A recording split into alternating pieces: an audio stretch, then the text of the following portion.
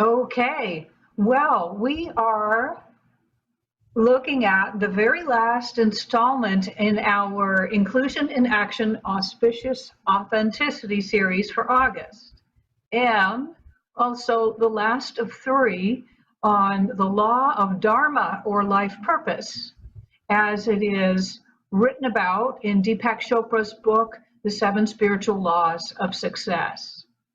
I'm going to change this to speaker view while I share that, although I'm not the one showing up.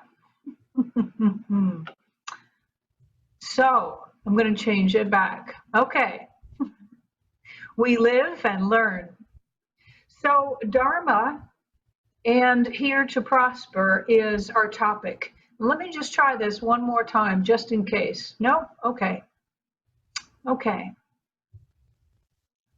We talked about 2 weeks ago the first part of the law of Dharma or life purpose, and that had to do with discovering our spiritual identity, our true identity being spiritual, and in that to discover life purpose, and also to discover the things that we're good at, that are uniquely our characteristics, and those things that we do with those characteristics that bring us joy. Then we talked last week about the second part of that, which is doing those things in service to the fulfillment of the needs of others. And that in so doing, we bring the very most authentic selves that we are, the very best that we are and have to offer, and we're giving it in loving service without attachment to the fulfillment of the needs of others, and magic happens. We experience a tremendous fulfillment that includes both sides of the equation. Everybody wins. Everybody prospers. Deepak Chopra says in his book that the inevitable outcome of that activity is prosperity, is wealth, is well-being, is fulfillment. And so today we're going to talk specifically about what prosperity is. And to do that, I, of course, want to talk about Reverend Edwene Gaines as the very first person I met who taught me about those things. Before I do that, though, I want to read two quotes, one of them from Marianne Williamson and one from Edwene Gaines, just to start us off. So this one from Marianne Williamson is an excerpt from A Return to Love, and something that has become so famous. It was also used by Nelson Mandela in an address that he made. So this is the line from that I wanted to share this morning. We are here to make manifest the glory of God that is within us. Edwene Gaines says, and she is the author of The 4 Spiritual Laws of Prosperity, you came to this planet to play at the highest level that has ever been played. You came to play at the level of Gandhi, of Dr. Martin Luther King, of Mother Teresa, at the level of every great soul who ever made a difference. You came to play with the big kids. I thought that was wonderful. So I was a kid myself when I first met Edwene. I just turned 24 and I was attending the Fort Lauderdale, I think it was called First Church of Religious Science, Fort Lauderdale, and exploring these concepts of the science of mind and spirit for the first time. And she came, of course, to speak and to give a workshop on prosperity. And she really caught my attention and made a lasting and life-changing impression on me. So some of the things that Edwene says to define prosperity are these. She says that prosperity is a vitally alive physical body to provide a comfortable worldly home for the spiritual beings that we are.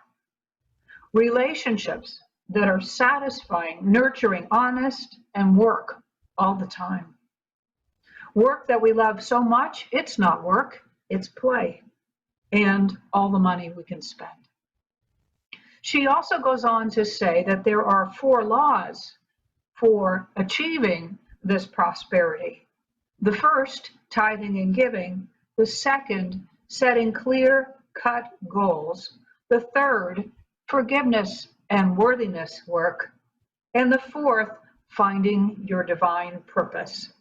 Of course, all of you who have ever heard her speak, you know that she teaches with passion and great humor. You can find her on YouTube. You can find her book, The Four Spiritual Laws of Prosperity, and she has retired to Baton Rouge, Louisiana. So perhaps if you go to the Unity Church there, you can catch a glimpse of her in action. I began doing the things that Edwene suggested about 34 years ago, and I can tell you that every time I have employed those suggestions, they have worked for me tremendously and without fail. And the same is true for every spiritual law in the universe, that whenever we practice them, they deliver. That's why they're called laws. Laws and principles are one and the same. They are available to everyone equally, and they work equally for everyone as expected, and they deliver. So that's definitely true of the laws of prosperity that I learned, and some of you have learned as well from Edwene Gaines. Looking back at the law of life purpose, the Dharma and life purpose law from Deepak Chopra, I want to make some correlations here. For one, he talks about this idea of finding us purpose in life. So right away, there's a correlation with the life purpose element. He also talks about discovering that we are spiritual beings and that the rest of that purpose just comes right out of that initial discovery. When we realize we're more than mere, or if you have a belief in sin, literally lowly human beings. When you discover who you truly are as an aspect of spirit, an embodiment of spirit, a unique personality with gifts and talents, it all just flows from there. Also, with these unique gifts and talents, we have an experience, Chopra says, of timelessness and of joy. You might notice that when you're doing these things that you love and that you're good at, that you lose track of time and you have a sense of expansiveness. Maybe you notice, as I do, that your breathing is very comfortable and relaxed. So I know when I turn to the things that I'm good at and that I love to do, I can see tension melt away and be replaced by peace and well-being. And then it starts to even feel playful because it's timeless. And then that is in contrast to a world that is so often very timed out. Hang on for just a second. Okay. So a couple of other things, going back to what we've talked about over the past 2 weeks regarding the Dharma of life purpose. We have also this idea of service again. And Chopra has suggested to us that we bring this question to the party, as it were. How can I serve and how can I help? Instead of, what can I get from this? We move into a position that in the sales world is called coming from contribution. It's an intentional way of being that starts with how can I give and how can I serve? And it's another law or principle that uses the law of reciprocity or the law of cause and effect or whatever you want to call it, and it brings back to us more of that good. The golden rule. When we come from contribution, when we come from service, everybody wins. And so we have those things combined and we realize, well, gosh, whether you're looking at what Edwene Gaines suggested or Deepak Chopra suggested, whether you're thinking about tithing or giving or service, they're all aspects of giving. They're all aspects of generosity. They're all aspects of coming from a place of a belief that there's more than enough of time and energy and attention and love and good stuff for everyone. And what happens when we step into life believing in that is that we get more of that. Whereas when we step into life with a belief in lack and limitation and a need for competition, then we have that as our reality. So we can shift what's going on out there, again, by shifting what we believe in and what we focus on and how we come from, where we come from in all of this. So we have, again, Edwine's law of tithing and giving, and we have finding your divine purpose. She also talks about forgiveness and worthiness. Of course, we've heard plenty about that. And also she talks about setting clear-cut goals. If you can imagine then, if you've identified who you are, what makes your heart sing and what you're best at and what brings you joy, and you've even identified some people, in your sphere, which is expanded because we're online now, who might benefit from what you have to offer, then what? Well, setting clear-cut goals helps move that from idea or theory into action and practice and ultimately into reality. And then that lovely arena of forgiveness and worthiness work says, you know what? When we endeavor to do new things or things that feel risky and new-ish to us, maybe there's some fear around them because we're not yet masterful in those areas, because we haven't done them before. There are all kinds of feelings that come with first experiences. And so part of what comes up is anything unlike that gets to be cleared out of the way, just like in Rebecca's meditation, cleared out of the way to make room for the most bountiful harvest. We may have ideas that we have carried from the beginning of this life, or perhaps if this is your belief system, we might have brought some in with us that are the core of our juicy lesson plan. And we might say, you know what, I got this. I don't need that contrast anymore. I don't need to always be moving away from what isn't. I can bless that and thank that for what that has taught me and release it and let it go. Forgiveness isn't just about saying, I'm sorry. It isn't just about making amends to those people that we may have harmed, which is very important. It's also about forgiving ourselves. Where have we limited ourselves in our own life experience by believing in a lesser idea of who we are? By believing that we're limited and we cannot do what makes our heart sing.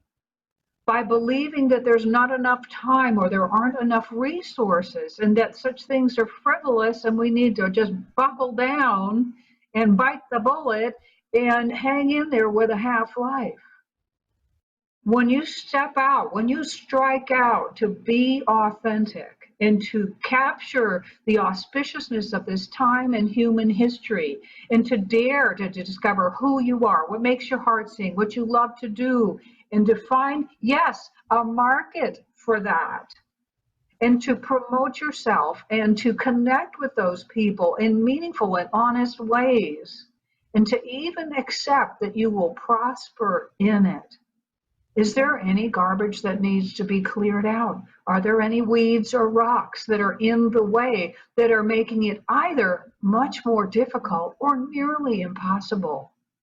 Bless yourself and release those old ideas.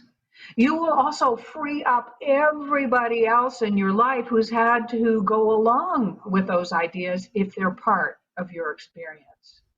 Again, everybody wins. So there's so much use in the fulfillment of all of this, considering these concepts of setting clear-cut goals and also doing our forgiveness work. And my goodness, checking in as to how we're doing with our own sense of worthiness. I don't know about you, but I grew up in a culture that had a very limited idea of what was possible and of what we were worthy of. So do you have some house cleaning to do there? I know in one of the groups that is familiar to many of us, we are encouraged to trust God, clean house, and help others. And I can't think of a better way to summarize these teachings right now than to say that. So what we're going to do is we're going to have a conversation in a few minutes. And before we do that, I want to give you one example of how this stuff really works. I met Edwene Gaines and attended her workshops many times since that first encounter when I was 24. And there was a time when I signed away my rights to a business, a thriving business. And I signed away practically every hope of ever getting a return on that investment. And I had a chip on my shoulder, the size of Texas. In fact, I had a chip on the other shoulder too about another recent experience where I felt that my dreams had been dashed and that I had been wronged and I was victimized and poor me. And you know what Edwene said? If you know her, she said, I invite you to get off of that. And she said, Marcia, your experience of anyone owing you anything, of being in debt or indebtedness to you, is directly tied to any unfinished forgiveness work. So I would suggest that you get on that right away. The other part that I learned from that same group that I learned the other phrase from was to pray for the person for 2 weeks about whom I had a resentment, and that would be the former business partner.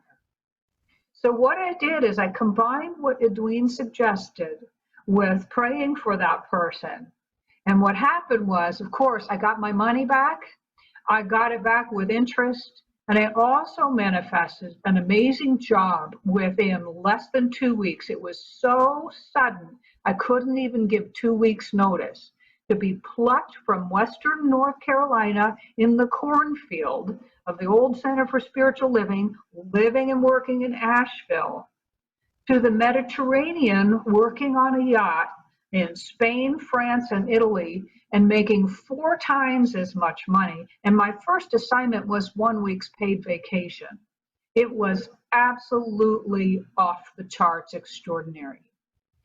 Every single time I have followed Edwene's suggestions, I have been blessed in miraculous ways. I've lost count. So I just want to say that when you step out and practice spiritual principles, make sure you know who you tell. Choose people who can support you, because you're going to do some extraordinary things. You're going to do things that seem unsensible and risky, maybe even foolish. And yet you're going to prove these laws and principles for yourselves. And then you'll be hooked. So the last thing I want to say before we close this part of our program and move into our conversation is this. Does it seem foolish at this time, with all that is going on in our world, to be talking about these things? Or does it seem more essential than ever to identify who we truly are and support one another in doing that? Identify what brings us joy and support one another in doing that. Identify where our gifts and talents are and support others when they ask, not when they don't ask, with the gifts of who we are. To recognize the needs and the desires of others and care about them and come from contribution, come from giving, come from service. Because yes, everybody wins when we do that. And I have a feeling that the answer to that question is a resounding yes. These things are more essential than ever to focus on, to embody, and to express. So just maybe we can say, let's trust God, let's clean house, and let's help others.